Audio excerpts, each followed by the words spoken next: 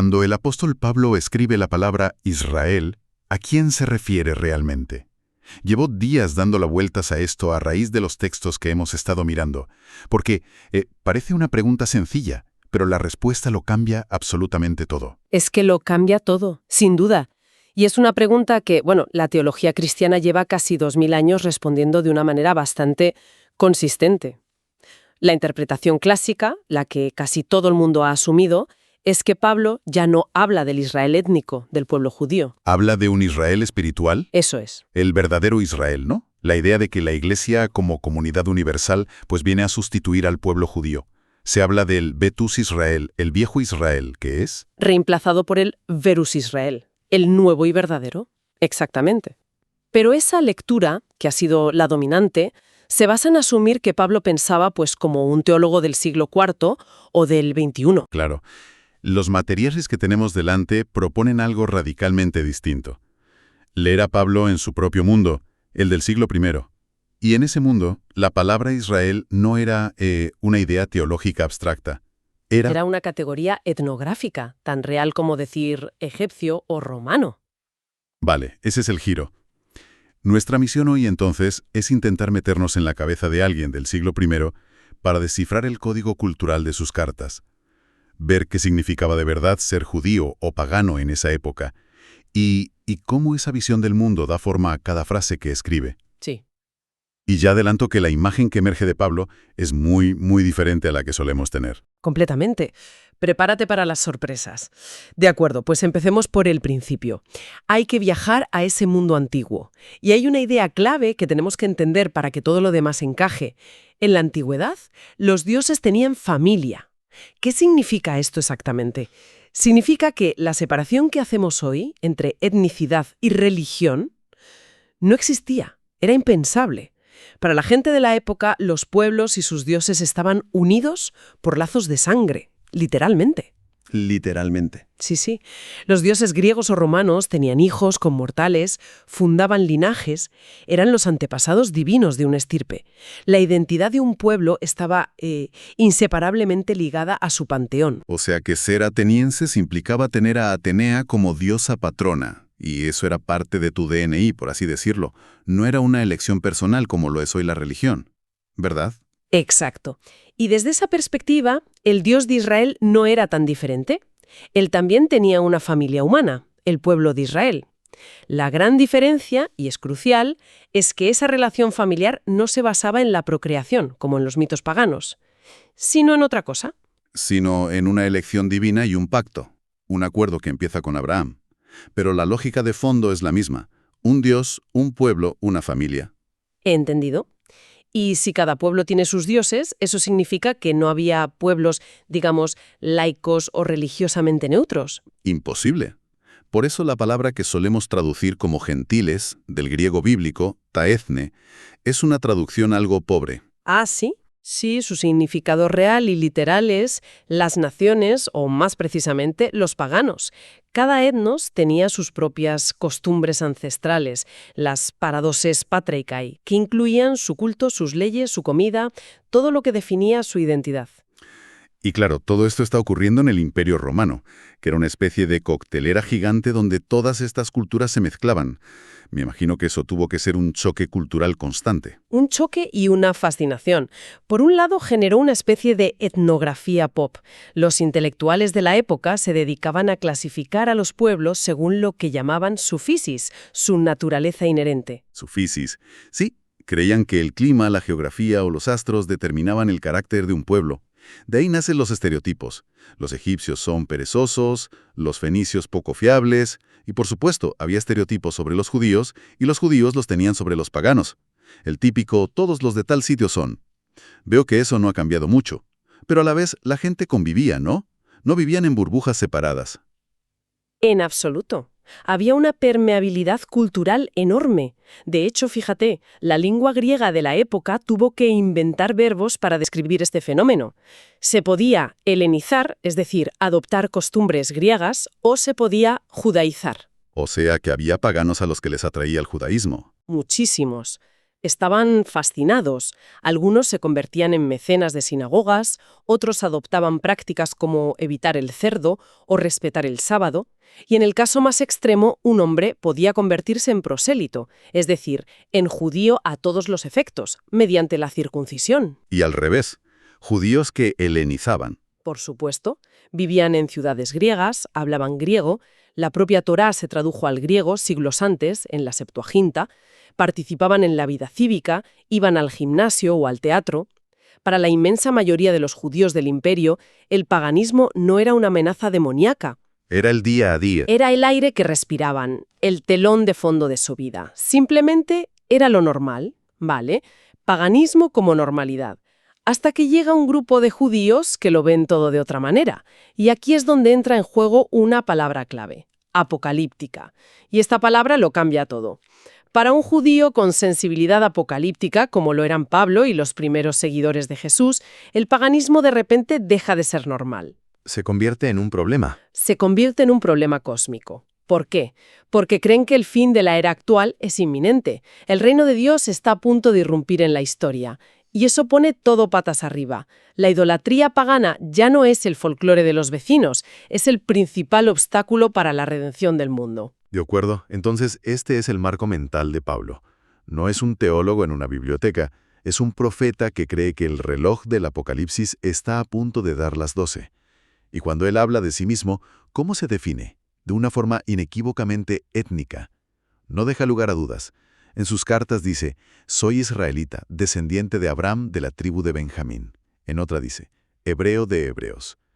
Su identidad no es una opción, es un linaje, una genealogía. Y aquí vuelve a aparecer ese concepto que mencionaste antes, la physis, la naturaleza. Porque hay una frase en su carta a los Gálatas que es una bomba. Él está discutiendo con Pedro y le dice, nosotros somos judíos physei, por naturaleza, y no pecadores de entre los gentiles, por naturaleza. Eso hoy no sonaría casi racista. Totalmente, pero en su mundo era simple sentido común. Él creía, como todos sus contemporáneos, que la etnia determinaba en gran medida tu carácter y tu estatus moral. Y la physis judía, para él, venía con un paquete de privilegios divinos inigualables. En la carta a los Romanos, en el capítulo 9, hace una lista. A ver, ¿cuáles son esos privilegios de ser judío por naturaleza? El primero que menciona, y es potentísimo, es la huiotesia. Huiotesia, suena a término legal. ¿Qué significa? Exacto, es un término legal para adopción o filiación. Lo que Pablo está diciendo es que Israel, como pueblo, ya ha sido adoptado por Dios como su hijo.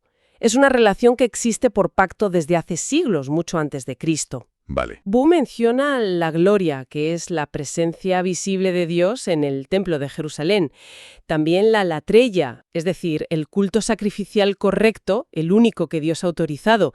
Y, por supuesto, los pactos, la ley, las promesas a los patriarcas y, lo más importante, que de su linaje, según la carne, catasarca, procede el Mesías. Vale, es una lista de ventajas exclusivas impresionante. Pero entonces, ¿dónde encajan los no judíos, los paganos, en todo esto?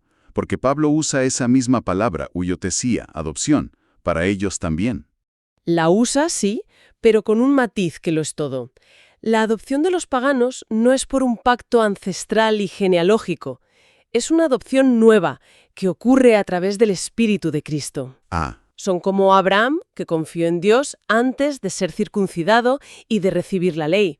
A través de esa pistis, esa confianza o lealtad, son injertados en la familia. Entran en sí, pero por una puerta diferente a la de Israel. Esto me lleva a una de las grandes confusiones sobre Pablo. Si él se ve a sí mismo como tan intrínsecamente judío y a la ley como un privilegio, ¿de dónde sale toda la idea de que predicaba un evangelio libre de la ley? Parece que en sus cartas la ataca constantemente. Esa es probablemente la mayor malinterpretación de Pablo en toda la historia. Y se debe a que leemos sus cartas como si fueran tratados de teología sistemática. Cuando no lo son. Claro, cuando en realidad son correspondencia de emergencia para solucionar problemas concretos. A ver, la respuesta corta es, Pablo nunca predicó un evangelio sin ley. Espera, eso es muy contundente. ¿Cómo que nunca? Les dice a los Gálatas que la ley es una maldición, un carcelero. Claro, pero hay que ver a quién se lo dice y por qué. Él exige a sus conversos paganos que cumplan los mandamientos fundamentales, adorar únicamente al Dios de Israel, abandonando a sus ídolos, y, como resumen de todo lo demás, amar al prójimo. De hecho, él mismo dice en Gálatas que amar al prójimo es cumplir toda la ley. Entonces, ¿cuál es el verdadero problema? ¿Contra qué lucha con tanta vehemencia? Su lucha no es contra la ley judía per se.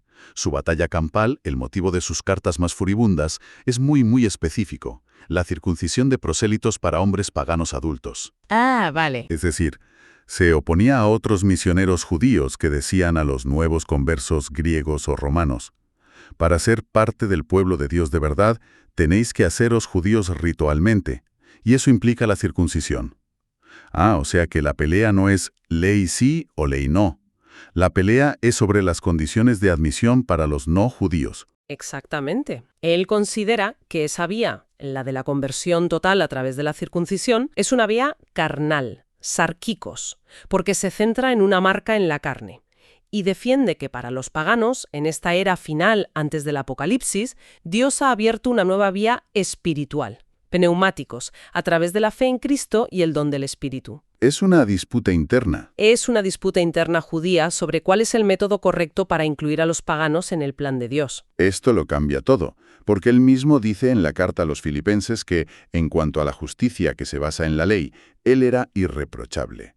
Y luego añade esa famosa frase de que considera todo eso escubala, basura. Pero fíjate en la frase completa. Lo considera basura en comparación con el valor supremo de conocer a Cristo. Claro, es relativo. Es un juicio de valor relativo, no absoluto. Es como si un medallista olímpico dice: todas mis medallas son basura comparadas con el amor de mi familia. No significa que las medallas no tengan valor o que las vaya a tirar. Claro, significa que ha encontrado algo infinitamente más valioso. Pablo no dejó de vivir como judío, igual que no dejó de ser de la tribu de Benjamín, ni dejó de estar circuncidado. Vale. Esto nos lleva a la gran pregunta.